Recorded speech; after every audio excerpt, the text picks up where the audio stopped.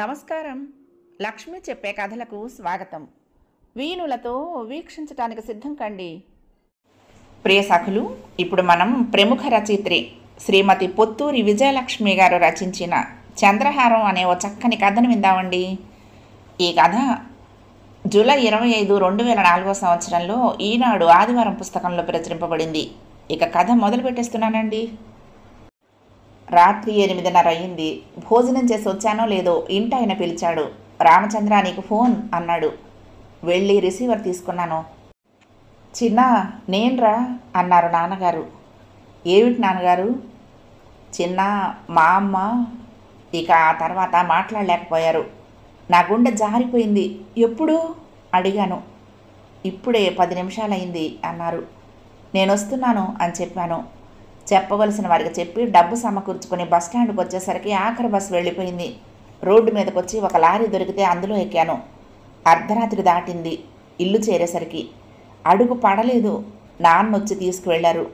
ఇంటి ముందు స్థలంలో 4 తడికలు కట్టి అందులో పడుకోబెట్టారు మా అమ్మని. ప్రశాంతంగా ఉంది. పెద్దవాళ్ళు కొంతమంది హరినామ స్మరణ చేస్తున్నారు. రాత్రంతా మనుషులు వస్తూనే ఉన్నారు. తెల్లవారి 9 గంటలకి 4 క్వాలిసులు వచ్చాయి.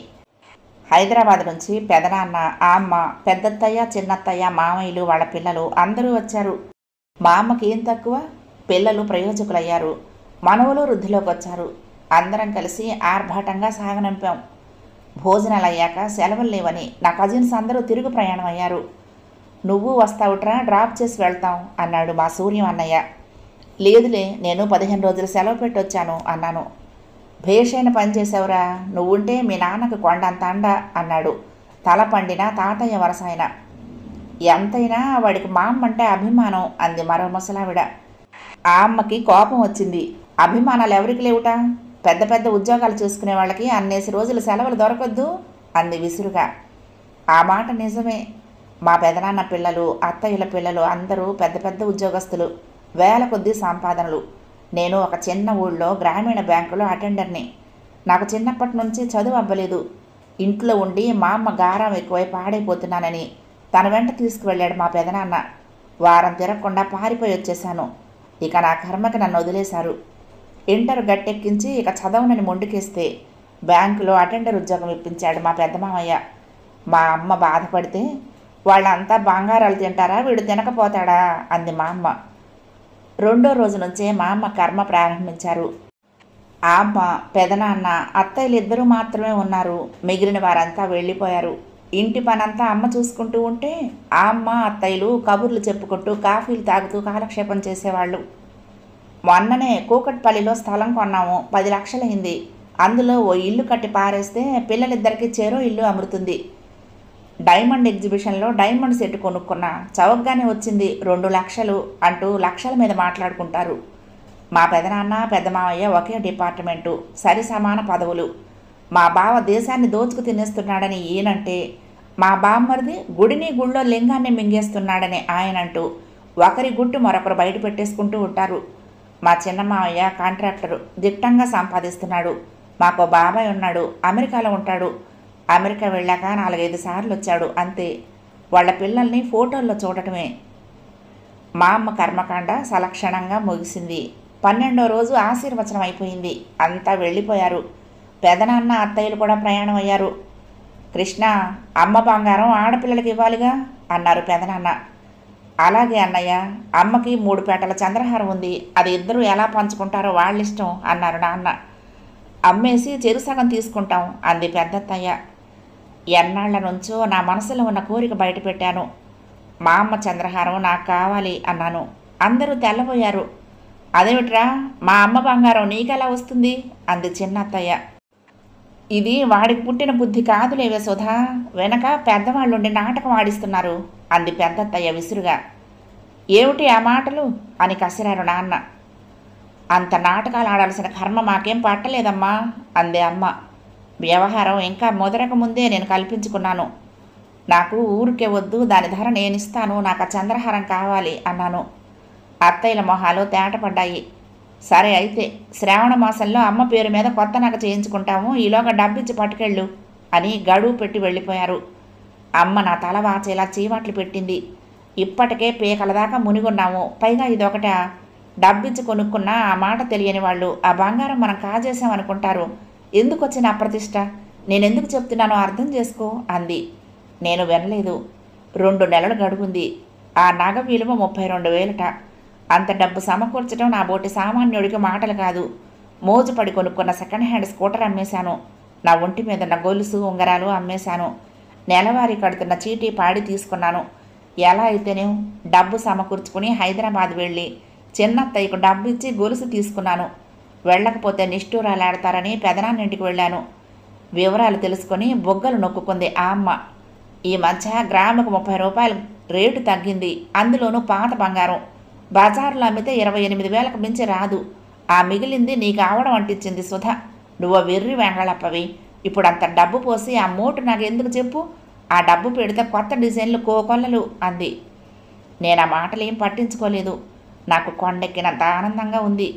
ఏదో 4 మెతుకులు కతికి వచ్చి రైలు ఎక్కాను. ఇంటికొచ్చి అత్త ఇచ్చిన ప్లాస్టిక్ డబ్బా మూత తీసి చూశాను. కెంపు రంగు పట్టుగుడ్డ మూట. ఆ పట్టు చీర మా అమ్మ పెళ్ళిదిట. చిరిగిపోతే జరీ తీసి వెండి కరిగించిందిట. ఆ చీరను ముక్కలుగా చించి ఎన్నో విధాలుగా వాడుకునేది మా అమ్మ. 10 రంగా మూట విప్పాను. 3 పేటల చంద్రహారం, లక్ష్మీదేవి రాళ్ల బిళ్లకు 5 రింగులు, 3 రింగులకు గొలుసులు, 2 రింగులు ఖాళీ. కళ్ళ నీళ్లు తిరిగాయి. మా తాతయ్యని ఎరగను నేను. మా నాన్నంటే తాతయ్యకి మా అమ్మకి తగని అభిమానం. పై చదువులు చదివే అవకాశం ఉన్నా అనారోగ్యంగా ఉన్న తాతయ్యను వదిలి వెళ్ళటం ఇష్టం లేక వ్యవసాయం చేసుకుంటూ ఇంటి పట్టునే ఉండిపోయాడు నాన్న. నేను పుట్టడమే అర్భకంగా పుట్టానుట. అమ్మకేదో జబ్బు చేసిద్దిట. అందుకే మా అమ్మే పెంచింది నన్ను. నా ఊహ తెలిసేసరికి ఈ గొలుసు ఇలాగే ఉండేది మా అమ్మ మెడలో. ఇక్కడ ఖాళీలున్నాయో అని నేను అడిగితే 5 పేటల గొలుసు చిక్కిపోయి 3 పేటలైంది మీ తాతయ్య ప్రయోజకత్వం వల్ల అనేది నవ్వుతూ. తాతయ్య మంచివాడు కాదా మా అమ్మ అంటే, కళ్ళు పోతాయి వేదవకాన. మీ తాతయ్య చాలా మంచివాడు. ఖర్చులు ముంచుకొస్తుంటే ఆయన మాత్రం ఏం చేస్తారు? పెద్ద సంసారం, బాధ్యతలు, నా ఆరోగ్యం, నా ఐశ్వర్యం అనుకునే మనిషి కాదు. నాకు చాలానే ఉండేది బంగారం. వంకి, వడ్డాణం, కాసుల పేరు అన్నీ పోయాయి. ఇదొక్కటి మాత్రం నన్ను అంటి పెట్టుకుని ఉంది అనేది. ఇది అమ్మలేదా అని అడిగాను. అమ్మేవారే, అభిమానం అడ్డొచ్చింది. ఇది నా పుట్టింటి వారు పెట్టిన బాల తొడుగు, అచ్చొచ్చిన ఆభరణం. అమ్మలేదన్న మాటే కానీ ఎన్నిసార్లు తాకట్టుకు వెళ్ళి తిరిగి వచ్చిందో లెక్కలేదు. ఎన్ని కష్టాలు గట్టెక్కించిందో, ఎన్ని అవసరాలకు ఆదుకుందో చెప్పలేను. మీ బాబాయ్ చదువుకు ఒక పేట, చిన్నదాని పెళ్ళికి ఇంకొక పేట అమ్మాల్సి వచ్చింది. చాలా అభిమానపడ్డారు మీ తాతయ్య. పోయేలోగా నీ బాల తొడుగు బాకీ తీర్చాలి అనేవారు. తీర్చకుండానే పోయారు పాపం అనేది మా అమ్మ. సరే, అప్పుడు అవసరం వచ్చింది, అమ్మారు. మా నాన్న తప్ప మిగిలిన కొడుకులిద్దరూ బాగా వృద్ధిలోకి వచ్చారు. అమెరికాలో ఉన్న బాబాయి, ఇక్కడున్న పెదనాన్న 2 చేతులా సంపాదిస్తున్నారు. మా అమ్మ మెడ తిరగకుండా నగలు చేయించుకుంటుంది. వాళ్ళ అవసరానికేగా నీ గొలుసు అమ్మారు.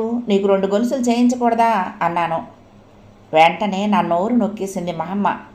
ఇటువంటి మాటలు మాట్లాడి నన్ను ఎత్తి మీదకు తెస్తావా ఏం వెధవాగుడు నువ్వును? నేను పెట్టినంత మాత్రాన వాళ్ళు పెట్టాలా? నేను తల్లిని, వాళ్ళు పిల్లలు అనేది గుంభనంగా. పైకి చెప్పకపోయినా నాన్న మీద, మా మీద ఆవిడకి అభిమానం ఎక్కువ. మిగిలిన వారిలా మేము పైకి రాలేదని బాధపడేది. నాది సరే చిన్న ఉద్యోగం. మా అక్కయ్యను కూడా పల్లెటూరులోనే ఇచ్చాము. మా బావది వ్యవసాయమే. కాస్త వాడిని కనిపెట్టి ఉండండి అని మిగిలిన ఇద్దరికి చెప్పేది. కనిపెట్టి ఉండటం మాట దేవుడెరుగు. నీకు వాడంటే పక్షపాతం అని నింద కూడా వేశారు. మా తరపున వకాలు తప్పుచ్చుకుని మీరు చెడ్డవారు కాకండి అత్తయ్య అనేది అమ్మ. తనెంత గుంభనంగా చెప్పినా ఆస్తిలో వాటాకొచ్చిన కొడుకులిద్దరిని చూసి బాధపడింది. వాళ్ళు తిరిగే చిన్న కారు విలువ చేయదు ఈ ఆస్తి. ఆ కాస్త తోడబుట్టిన వాడికి వదిలిపెడదామనే ఇంగితం లేకపోయింది. ఏం మనుషులు అనుకుంది. బాధపడకే అమ్మా, నాకేం తక్కువ? తినటానికి తిండి, ఉండటానికి ఇల్లు ఉన్నాయి. అన్నింటినీ మించి నువ్వు నా దగ్గర ఉన్నావు అనేవారు నాన్న. నేనుండి నీకేం తవ్వి తలకెత్తుతున్నానరా అని బాధపడేది మా అమ్మ. మా మామ మాకు కొండంత అండ. నా బుద్ధి తెలిసాక కూడా ఆవిడ చంద్రహారం తాకట్టుకు వెళ్ళి వస్తూనే ఉంది. మా అక్కయ్య పెళ్లికి, గాలి వానకు మా ఇంటి గోడ కూలిపోయినప్పుడు ఆనాగే ఆదుకుంది. నేను ఉద్యోగంలో చేరాక మా ఇంటి పరిస్థితి కాస్త బాగుపడింది. 50 మైళ్ళు ప్రయాణించి ప్రతి శని ఆదివారాలు ఇంటికి వెళ్ళేవాణ్ణి. 6 నెలల కిందట మా అమ్మకి మలేరియా వచ్చింది. వ్యాధి తగ్గినా మనిషి కోలుకోలేదు. పట్నం తీసుకువెళ్తే మంచిదేమో అన్నారు మా ఊరి డాక్టరు. ఏ పట్నాలు వద్దు, ఒకటా రెండా 80 నెత్తి మీదకి వచ్చాయి.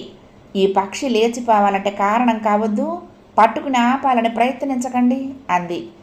మా అమ్మకి బాగుండలేదని తెలిసి అమెరికా నుండి బాబాయి భార్యా సమేతంగా వచ్చి 10 రోజులుండి వెళ్ళాడు. అవసరమైతే మనిషిని పెట్టి చేయించండి, నేను డబ్బు పంపిస్తాను అన్నాడు. ఆయన వెర్రి కాకపోతే ఆ ఊళ్ళో మా అమ్మకు మనిషి సహాయం కావాలంటే అమెరికా డాలర్లు కావాలా? ఆవిడ మంచితనమే చాలు. కో అంటే 1 కోటి మంది వస్తారు. ఎవ్వరి చేత చేయించుకోకుండానే భగవన్నామస్మరణ చేసుకుంటూ వెళ్ళిపోయింది. ఇంకా 4 రోజుల్లో పోతుందనగా వెళ్ళాను. చిన్న, నా పని అప్పుడో ఇప్పుడో అన్నట్టుంది. మనిషి ఉన్నప్పుడు కన్నా పోయాకే ఖర్చు ఎక్కువ. మళ్ళీ వాటాలు వంతులు అనక మానరు. మీ నాన్నకి కటకటగా ఉంది.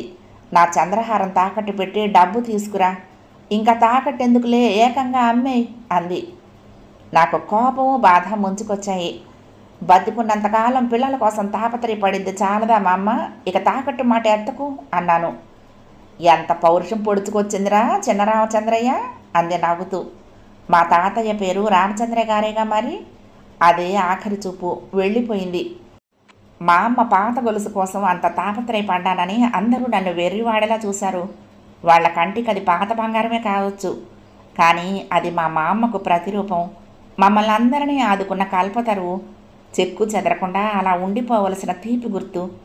నాకన్నీ మా తాతయ్య పోలికలే అనేది మా అమ్మ. తాతయ్య మా అమ్మకిచ్చిన మాట చెల్లించి మిగిలిన 2 పేటలు చేయించాల్సిన బాధ్యత నాదేగా మరి. కథ సమాప్తం. ప్రియ సఖులు, ఈ కథ మీకు నచ్చితే తప్పకుండా లైక్ చేయండి, షేర్ చేయండి, కామెంట్ చేయండి, సబ్స్క్రైబ్ చేసుకుని నన్ను ఎంకరేజ్ చేయండి. ఉంటానండి. ప్రేమతో లక్ష్మి, కృష్ణాతీరం, దుర్గమ్మ సన్నిధానం. నమస్తే.